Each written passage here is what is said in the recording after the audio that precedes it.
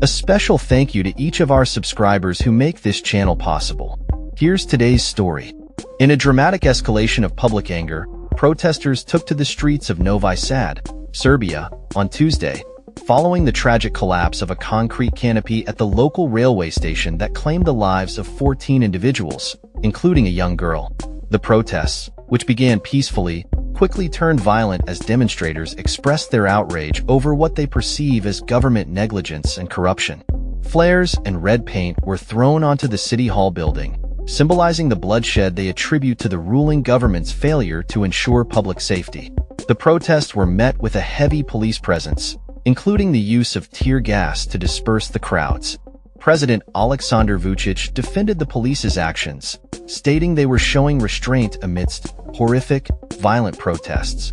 However, he also warned that those participating in the unrest would face consequences.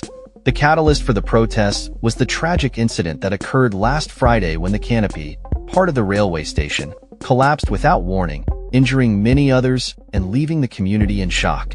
Surveillance footage showed the structure crashing down on unsuspecting individuals who were either waiting for trains or sitting on benches.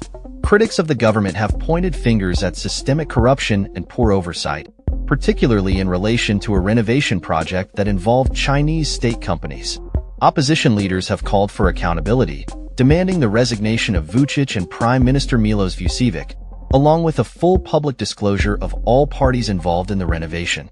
The protest began with a solemn gathering outside the railway station, where victims' names were read aloud, followed by a moment of silence.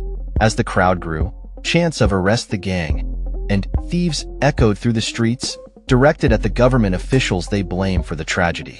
The situation escalated as some protesters began to hurl objects at the ruling Serbian Progressive Party's headquarters, and red paint was smeared on images of Vučić and Vučević, a clear message that the protesters hold them responsible for the deaths. Amidst the chaos, some individuals, believed to be provocateurs, attempted to instigate further violence, raising concerns among opposition leaders about the government's tactics to discredit the protests. As night fell, President Vučić made a surprise visit to Novi Sad, appearing before a crowd of supporters.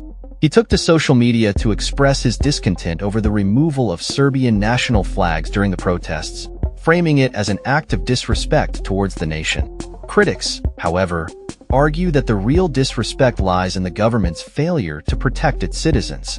With over 40 individuals already questioned in connection with the incident, many in Serbia remain skeptical about the prospects for justice, given the populist government's tight grip on the judiciary. As the nation mourns the loss of life, the call for accountability grows louder, echoing the frustration of a populace that feels unheard and unprotected. The tragedy at the Novi Sad railway station has not only sparked a wave of grief, but has also ignited a deep-seated anger towards a government perceived as corrupt and incompetent. As the protests continue, it remains to be seen whether the demands for change will be met, or if this tragic event will fade into the background of political discourse in Serbia. That's all for this story. We upload videos every day covering many different subjects, so hit that subscribe button to stay informed. Thanks for watching.